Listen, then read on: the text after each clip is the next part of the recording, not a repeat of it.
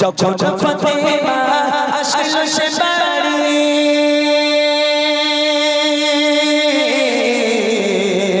যখন ফাতেমা আসলো সে বাড়ি, চমকে ওঠে যত রাজা বাদশা, কি অপরূপ পোশাক ফাতেমার, হারিয়ে যায় সব মুখের ভাষা।